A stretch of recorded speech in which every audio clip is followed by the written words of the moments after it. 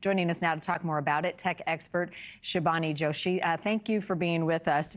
I wonder about TikTok, first off, and the meeting that Trump had with that company's CEO ahead of this potential ban in January. Does this change anything for TikTok's future to have a close relationship with the president-elect? It couldn't hurt, let's say that, Marni. There are some big decisions ahead and the possibility of reversing legislation that could take TikTok off of our phones in the United States. And so what TikTok is trying to do is to get in the good graces of Trump. And we know that has benefits. Trump has reversed his stance on TikTok, initially part of the initiative and the energy behind banning TikTok. Now we see that he's more receptive. He's come out and said that TikTok and reaching younger audiences has really helped him in his campaign. And so him taking meetings with executives like TikTok, we see could be potentially beneficial to everyone that comes into Mar-a-Lago. How about billionaire Jeff Bezos? What's in it for him to buddy up with Trump?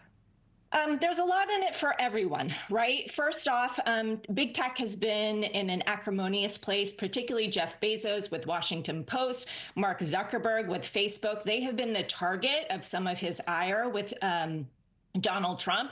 And now what you're seeing, and it's very common practice of getting business done in Washington, is to get in the good graces of the president. And particularly, it seems exceptionally beneficial to those who do in this administration.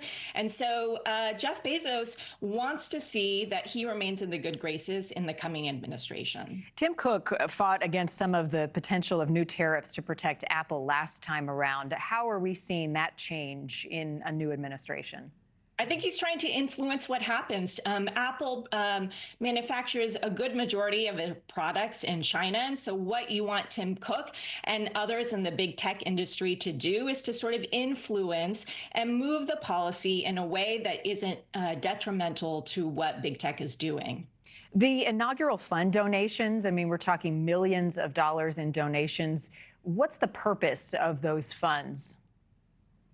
Again, I think it's just to indicate support support of Trump, indicate support of big tech on the side of this administration, so that whatever happens in the way that is in the best interest of Silicon Valley and what happens with big technology. But loyalty is so important to Donald Trump. So how fine a line or tightrope do these tech billionaires have to walk to stay in those good graces? Yeah, I think they don't know, right? So I don't think that they know. And then when they have some big industry changes that are happening with AI and regulation that affects things like energy policy, infrastructure. And so what they're trying to do is move things in their favor so that when we see these decisions being made that could affect them from a regulation basis, from a tax basis, from an impact on AI, they have a seat at the table, because ultimately that will move the needle in the direction that they want. And then it raises concerns, though, doesn't it, Shibani, of conflict of interest? And are those calls being made?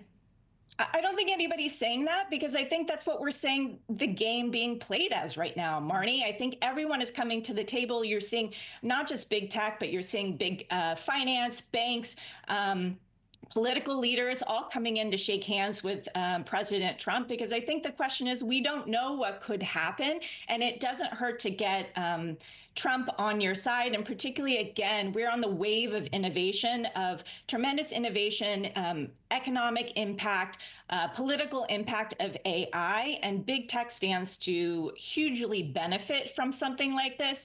And so what they're trying to do is get in early so that when he does make policy, when he does make positions, both Trump and big tech are coming together to work in favor that is something that is mutually beneficial for all. Yeah, and for the American public using this technology. Shibani Joshi, thank you for your time. Thank you for watching. Go to newsnationnow.com to find NewsNation on your television provider. And don't forget to click the red subscribe button below to get more of NewsNation's fact-driven, unbiased coverage.